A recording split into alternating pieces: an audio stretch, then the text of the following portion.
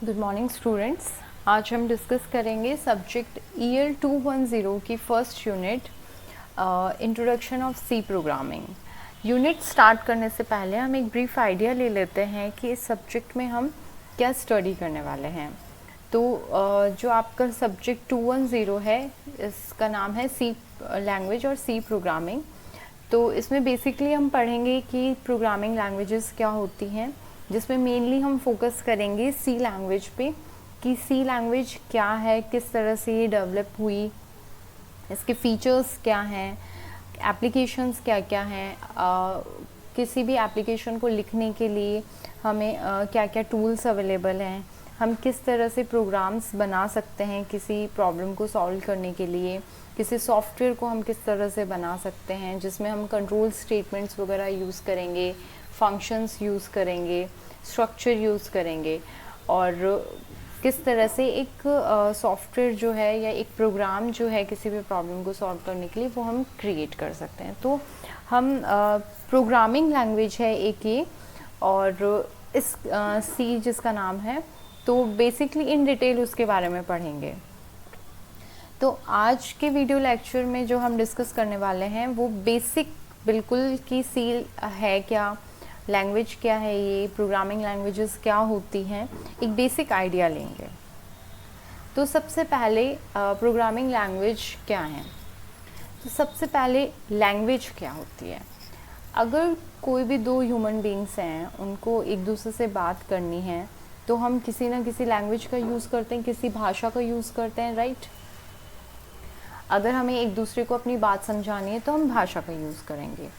इसी तरह से अगर हमें कंप्यूटर को या किसी सिस्टम को कुछ इंस्ट्रक्ट करना है, हमें चाहिए कि ये कंप्यूटर ये काम करे, राइट, तो हम कैसे समझाएंगे, क्योंकि जो हम लैंग्वेज बोलते हैं या जो हम लैंग्वेज समझते हैं वो कंप्यूटर नहीं समझ सकता।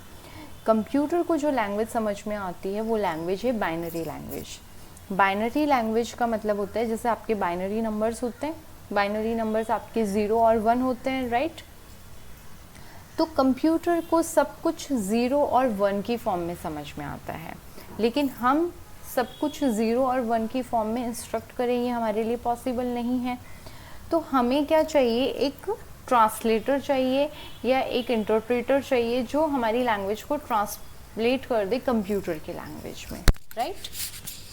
जैसे फॉर एग्जांपल कि दो लोग हैं, वो डिफरेंट लैंग्वेजेस को जानते हैं, तो हमें एक ऐसा पर्सन चाहिए जो उन दोनों की लैंग्वेज को समझता हो ताकि वो दोनों को कम्युनिकेट करवा सके, राइट।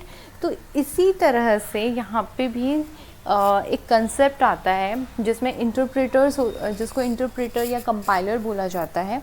तो कंपाइलर क्या करता है कि हमने जो इंस्ट्रक्शंस दिए हैं उनको ये चेंज कर देता है उस लैंग्वेज के अंदर जो मशीन को समझ में आती है, ठीक है। तो कंपाइलर क्या होते हैं, इंटरप्रेटर क्या होते हैं, ये हम इन डिटेल पढ़ेंगे। बेसिकली हमें सबसे पहले पढ़ना है कि प्रोग्रामिंग लैंग्वेजेस क्या हैं। तो हमें समझ में आ गया कि हमें कंप्यूटर को इंस्ट्रक्शन देना है, उसके लिए हमें एक लैंग्वेज चाहिए। अब प्रोग्रामिंग लैंग्वेजेस क्या हैं।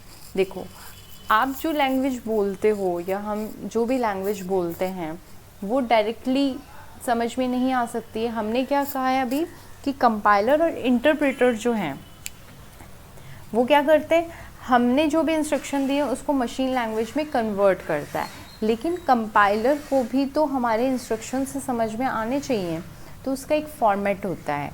जैसे मैंने आपको एक एग्जांपल देके बताया था अभी कि दो ह्यूमन हैं और दोनों अलग अलग लैंग्वेज जानते हैं और एक ऐसा पर्सन है जो उन दोनों लैंग्वेजेस को समझता है, ठीक है। लेकिन कंडीशन क्या है कि वो जो थर्ड पर्सन है उसको दोनों लैंग्वेज आनी चाहिए, राइट। इसी तरह से कंपाइलर जो है वो समझना चाहिए कि हम क्या इंस्ट्रक्शन दे रहे हैं।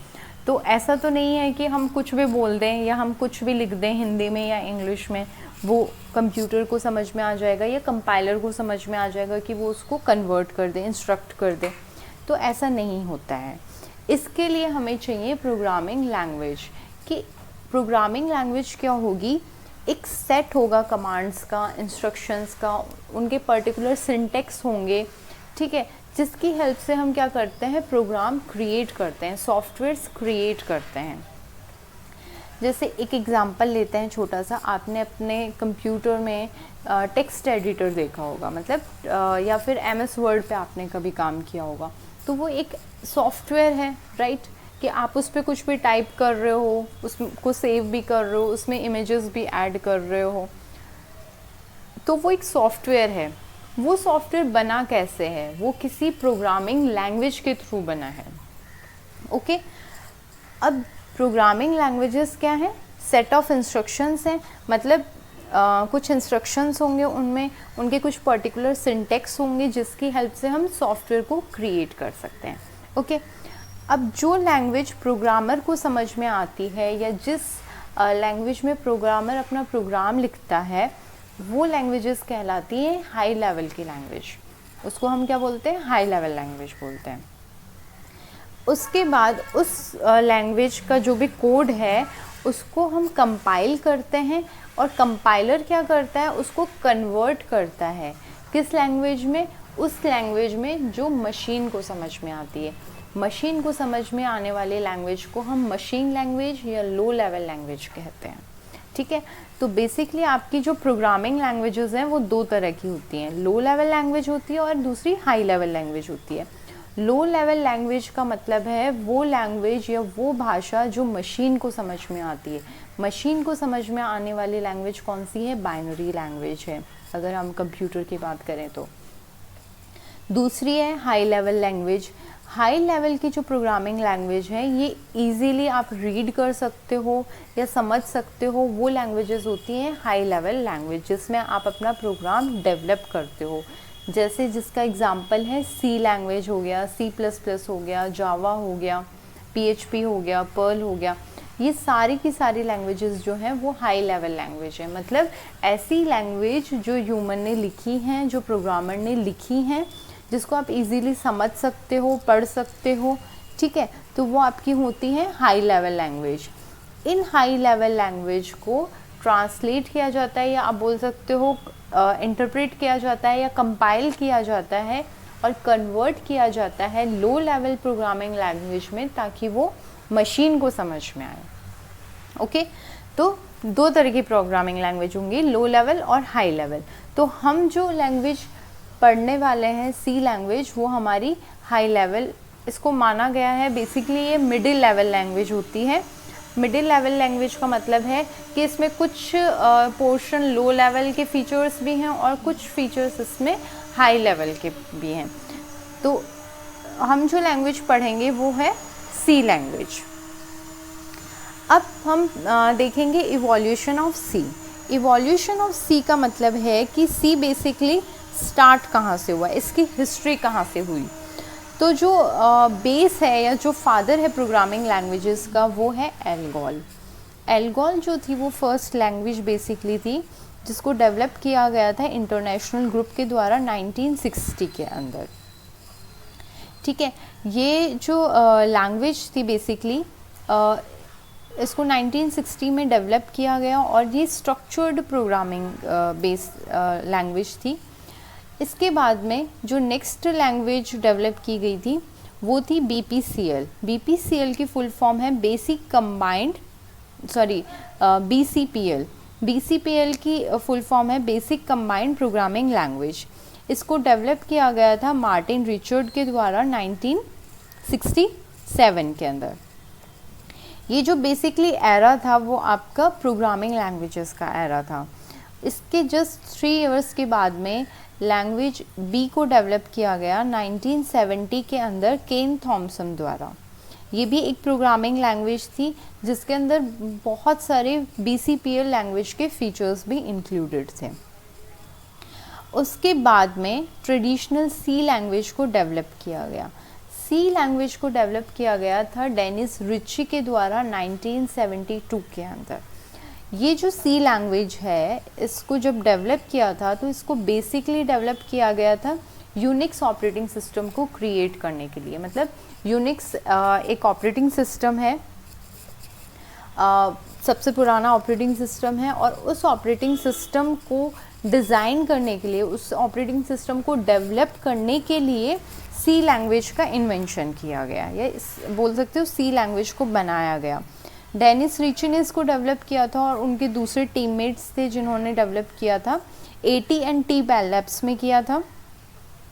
ये जो सी लैंग्वेज है, इसके अंदर अगर हम फीचर्स देखें इसके, तो जो एल्गोल, DCPL और B लैंग्वेज है, इन तीनों के कुछ फीचर्स जो हैं वो हमारे सी लैंग्वेज के अंदर इंक्लूडेड हैं। इसके अलावा इसमें कुछ यूनिक फीचर्स भी ऐड किए गए जो इसको यूनिक बनाता है। ठीक है, सी एक बहुत ही पावरफुल लैंग्वेज है। बेसिकली इसको जब इनिशियली यूज़ किया गया था तो इसको सिर्फ ऑपरेटिंग सिस्टम के डिज़ाइन के लिए यूज़ किया गया, क्योंकि यूनिक्स ऑपरेटिंग सिस्टम को बनाने के लिए ही यूज़ किया गया था। लेकिन धीरे धीरे बाद में इसको कमर्शियल यूज़ के लिए, बहुत सारे कंपाइलर्स बनाने के लिए और इवन बहुत सारे सॉफ्टवेयर्स बनाने के लिए, एप्लीकेशंस बनाने के लिए भी यूज़ किया जाने लगा। आफ्टर दैट 1978 के अंदर इसका एक और वर्ज़न आया।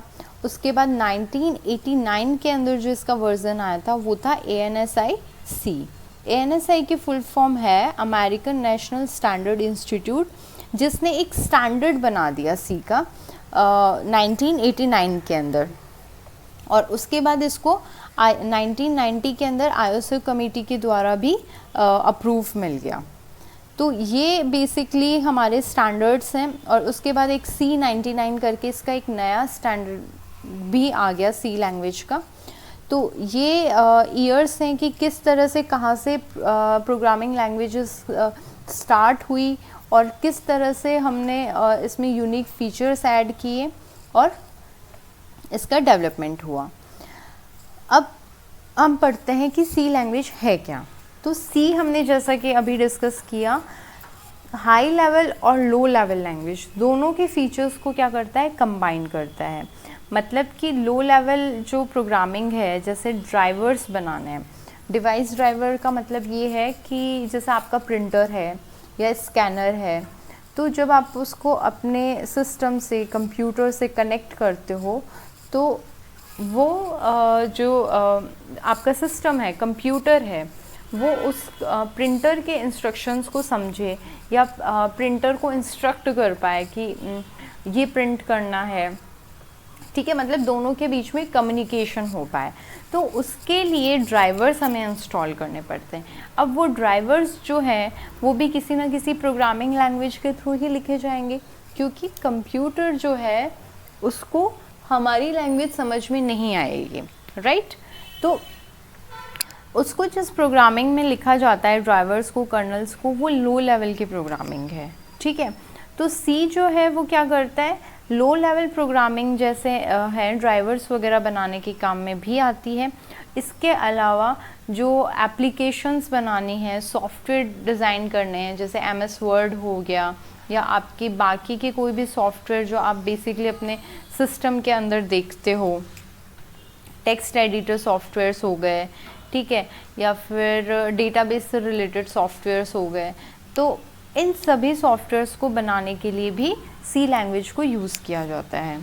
अगर हम देखें तो मोस्ट कॉमनली यूज्ड ये प्रोग्रामिंग लैंग्वेज है और ये एक जनरल पर्पस और स्ट्रक्चर्ड प्रोग्रामिंग है। जनरल पर्पस का मतलब ये है कि कोई भी यूटिलिटी बेस्ड जो आपका है, जनरल पर्पस का मतलब हो गया कि ऐसा नहीं है कि ये सिर्फ पर्टिकुलर टाइप के एप्लीकेशंस बनाने के लिए यूज़ आता है। ये डिफरेंट एरियाज़ में, डिफरेंट एप्लीकेशंस बनाने में, डिफरेंट सॉफ्टवेयर्स बनाने के अंदर यूज़ किया जाता है। स्ट्रक्चर्ड का मतलब ये होता है कि एक पर्टिकुलर स्ट्रक्चर रहता है प्रोग्रामिंग लैंग्वेज का, एक पर्टिकुलर सिंटेक्स होता है। यूनिक्स फर्स्ट ऑपरेटिंग सिस्टम था जो सी लैंग्वेज के अंदर लिखा गया था। अब हम बात करते हैं सी लैंग्वेज के फीचर्स की। तो सी एक बहुत ही पावरफुल लैंग्वेज है, इसके साथ इसके बहुत सारे डिफरेंट फीचर्स भी हैं। तो सबसे पहले हम बात करते हैं तो वो है सिंपल। सिंपल का मतलब ये है कि सी प्रोग्राम जो है वो बहुत ही सिंपल इंग्लिश लैंग्वेज के अंदर लिखा जाता है। इंग्लिश लैंग्वेज के साथ साथ इसमें कुछ स्पेशल सिंबल्स को भी यूज़ किया जाता है। इसलिए इसको इजीली रीड किया जा सकता है या अंडरस्टैंड किया जा सकता है और डेवलप भी किया जा सकता है प्रोग्रामर्स के द्वारा। तो इसलिए सी को एक सिंपल लैंग्वेज माना गया है। सेकंड है प्लेटफॉर्म डिपेंडेंट। देखो, कोई भी लैंग्वेज होती है वो प्लेटफॉर्म डिपेंडेंट कहलाती है अगर उसको हमने किसी पर्टिकुलर ऑपरेटिंग सिस्टम पे, फॉर एग्ज़ाम्पल हमने विंडोज़ के ऊपर एक प्रोग्राम बनाया है। विंडोज़ एक ऑपरेटिंग सिस्टम है, उस पर हमने एक प्रोग्राम को एग्जीक्यूट किया है, डेवलप किया और फिर कंपाइल किया है। लेकिन अगर उसको हम किसी दूसरे ऑपरेटिंग सिस्टम पर रन नहीं कर सकते तो इसका मतलब होता है कि वो प्लेटफॉर्म डिपेंडेंट होता है। तो सी जो प्रोग्रामिंग लैंग्वेज है, जब ये कंपाइल होती है तो बेसिकली क्या होता है कि हमारा सोर्स फाइल होता है, सोर्स फाइल उसके बाद ऑब्जेक्ट फाइल के अंदर क्रिएट होती है और फिर ऑब्जेक्ट फाइल से .exe फाइल बनती है। ठीक है, तो जो .obj फाइल होती है वो हमारी प्लेटफॉर्म डिपेंडेंट होती है। मतलब कि जिस सिस्टम पे हमने इसको क्रिएट किया है, जिस ऑपरेटिंग सिस्टम पे, जिस प्लेटफॉर्म पे हमने इसको क्रिएट किया है, उसी के ऊपर हम इसको रन कर सकते हैं। नेक्स्ट है पोर्टेबिलिटी। पोर्टेबिलिटी का मतलब ये है कि अगर कोई प्रोग्राम एक सिस्टम पे रन कर रहा है तो उस प्रोग्राम को हम दूसरे सिस्टम पे भी रन कर सकते हैं। मतलब हमने अपना प्रोग्राम जो है वो क्रिएट कर लिया, कंपाइल कर लिया, अब इसको हम एक सिस्टम पे रन कर रहे हैं, तो अगर वो एक सिस्टम पे रन हो सकता है तो वो दूसरे सिस्टम पे भी हम उसको रन कर सकते हैं। इसका मतलब है कि वो पोर्टेबल है। तो सी जो लैंग्वेज है वो हमारी पोर्टेबल लैंग्वेज होती है। इसके बाद है स्ट्रक्चर्ड ओरिएंटेड। स्ट्रक्चर्ड ओरिएंटेड का मतलब ये है कि इसमें बेसिकली ये स्ट्रक्चर्ड रहती है कि पहले जब भी आप कोई एप्लीकेशन बनाते हो या सॉफ्टवेयर बनाते हो तो इसका एक स्ट्रक्चर रहेगा कि सबसे पहले आपको हेडर फाइल्स को इंक्लूड करना है, उसके बाद आपको मेन फंक्शन स्टार्ट करना है, उस मेन फंक्शन के अंदर भी आपको वेरिएबल्स को सबसे पहले डिक्लेयर करना होगा और उसके बाद में आप अपने प्रोग्राम का बेसिकली जो लॉजिक है कि क्या बनाना चाह रहे हो वो आप लिखते हो। तो यहाँ पे क्या है, एक स्ट्रक्चर्ड हमेशा फॉलो हो रहा है, एक स्ट्रक्चर फॉलो हो रहा है कि सबसे पहले हेडर फाइल्स इंक्लूड होंगी, फिर आपका मेन स्टार्ट होगा, फिर आपके वेरिएबल्स क्रिएट होंगे। तो ये स्ट्रक्चर्ड ओरिएंटेड रहती है। नेक्स्ट है मॉड्यूलरिटी। मॉड्यूलरिटी का मतलब ये है कि जो कॉन्सेप्ट है किसी एप्लीकेशन को डिज़ाइन करने का, उस कॉन्सेप्ट को किसी एप्लीकेशन को क्या कर दिया है, सब प्रोग्राम्स में डिवाइड कर दिया है। मतलब कि आप एक बहुत बड़ी एप्लीकेशन बना रहे हो, फॉर एग्ज़ाम्पल उस एप्लीकेशन को आपने क्या कर दिया, 5 सब पार्ट्स में डिवाइड कर दिया। ठीक है, फिर हर सब पार्ट को आप क्या कर रहे हो, इंडिविजुअली सॉल्व कर रहे हो और उसके बाद उन सब पार्ट्स को क्या कर रहे हो, कंबाइन कर रहे हो। ठीक है, तो सी प्रोग्रामिंग के अंदर आप किसी भी फंक्शनलिटी को क्या कर सकते हो, ब्रेक कर सकते हो सब प्रोग्राम्स के अंदर। देखो, कोई भी एप्लीकेशन है या कोई भी टास्क है, अगर वो बहुत बड़ा है तो उसको करना मुश्किल होगा, लेकिन अगर उसको सब पार्ट्स में डिवाइड कर दिया जाए और हर सब पार्ट्स को सॉल्व किया जाए तो वो क्या हो जाएगा, ईजी हो जाएगा।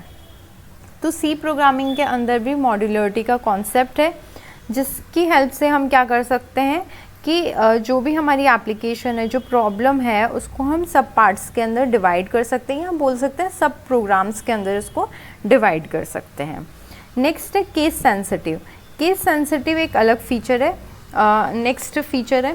केस सेंसिटिव का मतलब ये है कि जो आपके अपर केसेस होते हैं और लोअर केस।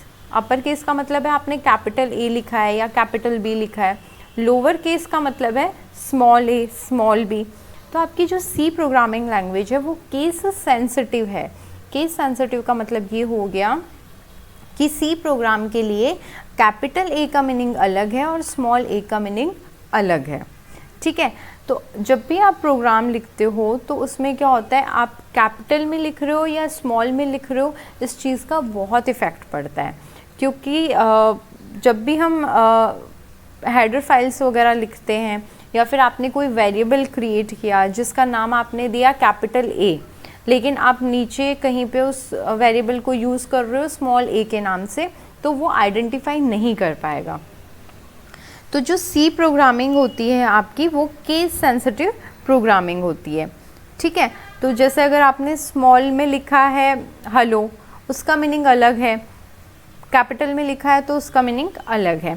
इसी तरह से हेलो तो क्या हुआ कि कोई कीवर्ड नहीं है, जो इसके कीवर्ड्स होते हैं मेनली, जैसे ब्रेक हो गया, इफ़ हो गया, इंक्लूड हो गया, तो इन सब को जब आप स्मॉल में लिखोगे या कैपिटल में लिखोगे तो उनका मीनिंग अलग हो जाएगा, ठीक है।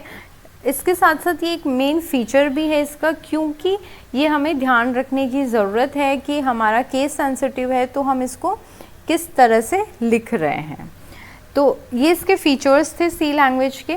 अब अगर हम एप्लीकेशंस की बात करें कि कहाँ कहाँ पे ये अप्लाई है, मतलब सी लैंग्वेज को हम कहाँ कहाँ पे रियल वर्ल्ड के अंदर यूज़ कर सकते हैं, तो सबसे जो मेनली इसको यूज़ किया गया था, मेजर पोर्शन इसका, वो ऑपरेटिंग सिस्टम्स को डिज़ाइन करने के लिए किया गया था। जैसा कि हमने अभी भी डिस्कस किया पहले कि यूनिक्स ऑपरेटिंग सिस्टम जो था उसको डिज़ाइन करने के लिए सी लैंग्वेज को बनाया गया था, डेवलप किया गया था। तो बेसिकली इसको इनिशियली ऑपरेटिंग सिस्टम्स को डिज़ाइन करने के लिए ही यूज़ किया जाता था। तो मेन इसका जो मेजर पोर्शन है कि किस लिए इसको यूज़ किया जाता है, कहाँ इसकी एप्लीकेशन है, तो वो है ऑपरेटिंग सिस्टम, कि इसको ऑपरेटिंग सिस्टम को डेवलप करने के लिए यूज़ किया गया। उसके बाद माइक्रोसॉफ्ट जो विंडोज़ है आपका, या बहुत सारी एंड्रॉयड एप्लीकेशंस हैं, उनको भी सी लैंग्वेज के अंदर डिज़ाइन किया जाता है। नेक्स्ट है हमारा एम्बेडेड सिस्टम। एम्बेडेड सिस्टम का मतलब है कि एम्बेडेड सिस्टम का मतलब ये है कि जो सी लैंग्वेज है उसको हम जैसे लो लेवल प्रोग्रामिंग के लिए भी यूज़ करते हैं, स्क्रिप्टिंग एप्लीकेशंस के लिए, या जो ड्राइवर्स होते हैं उनके लिए भी यूज़ करते हैं, क्योंकि ये बहुत ज़्यादा रिलेटेड है मशीन हार्डवेयर से भी। तो जो एम्बेडेड सिस्टम होते हैं जिसमें हार्डवेयर और सॉफ्टवेयर दोनों का कंसेप्ट होता है, उन सिस्टम्स के लिए भी सी लैंग्वेज को यूज़ किया जाता है। उसके अलावा डेटाबेस जो सिस्टम्स हैं, जैसे माई एसक्यूएल हो गया, ओरेकल हो गया, ठीक है, तो माई एसक्यूएल जो है वो भी हमारा सी लैंग्वेज के अंदर ही लिखा गया था। तो डेटाबेस का मतलब है बेसिकली कि आपको डेटा को स्टोर करना है और फिर उस डेटा को मैनेज करना है। तो डेटाबेस सिस्टम के लिए भी सी लैंग्वेज का यूज़ किया गया। उसके अलावा है ग्राफिक्स पैकेज। ग्राफिक्स पैकेज का मतलब है बेसिकली हम समझ सकते हैं GUI से, ग्राफिकल यूज़र इंटरफेस से। तो ग्राफिकल यूज़र इंटरफेस से रिलेटेड जो हमारे सॉफ्टवेयर हैं, जैसे एडोब फोटोशॉप हो गया, तो इस तरह ग्राफिक्स से रिलेटेड जो सॉफ्टवेयर्स हैं उनके लिए भी सी लैंग्वेज का यूज़ किया जाता है। वर्ड प्रोसेसर्स जो हैं, जो टेक्स्ट एडिटर्स होते हैं हमारे, इसके अलावा जो स्प्रेडशीट्स हैं, एक्सेल शीट वगैरह हैं, इन सबको भी सी लैंग्वेज से डिज़ाइन किया जाता है। बेसिकली क्या है कि ये जो सॉफ्टवेयर हम क्रिएट कर रहे हैं ये हम किसी प्रोग्रामिंग लैंग्वेज का यूज़ करके कर रहे हैं। तो सी जो लैंग्वेज है वो एक प्रोग्रामिंग लैंग्वेज है और उनको इन एप्लीकेशंस के लिए यूज़ किया जाता है। इसके अलावा जो कंपाइलर है, इंटरप्रेटर है और असेंबलर है। कंपाइलर जो है वो क्या करता है, हाई लेवल लैंग्वेज को लो लेवल लैंग्वेज के अंदर कन्वर्ट करता है।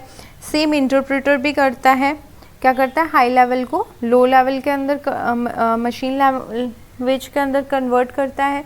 तो ये किस तरह से कन्वर्ट कर पाएंगे, तो ये कंपाइलर्स भी हमें क्रिएट करने पड़ेंगे, एक प्रोग्रामिंग लैंग्वेज इनके पीछे भी होगी। तो सी लैंग्वेज जो है वो इन कंपाइलर्स, इंटरप्रेटर्स को भी क्रिएट करने के लिए यूज़ की जाती है। उसके अलावा नेटवर्क ड्राइवर्स जो हैं उनके लिए भी इसको यूज़ किया जाता है। इसके अलावा जो अलग दूसरी प्रोग्रामिंग प्लेटफॉर्म्स हैं, जैसे अगर हमें किसी प्रोग्राम को किसी लैंग्वेज को क्रिएट करना है, जैसे मैटलैब एक इसका एग्ज़ाम्पल है, तो वो भी एक प्रोग्रामिंग लैंग्वेज है, आप उसमें भी प्रोग्राम्स बनाते हो, तो उसको क्रिएट करने के लिए भी सी लैंग्वेज का यूज़ किया गया था। तो आज के लेक्चर में हम इतना ही डिस्कस करेंगे, जिसमें हमने डिस्कस किया कि सी लैंग्वेज क्या है, इसके फीचर्स क्या होते हैं और कहाँ कहाँ पे इसको यूज़ किया जाता है। नेक्स्ट लेक्चर के अंदर हम डिस्कस करेंगे कि किस तरह से सी जो प्रोग्राम है उसको क्रिएट किया जाता है, बनाया जाता है, डेवलप किया जाता है और ये किस तरह से वर्क करता है। मतलब इंटरनली जब हम प्रोग्राम लिख देते हैं तो बेसिकली क्या होता है और किस तरह से कंप्यूटर जो है वो इसको समझ पाता है। Thank you.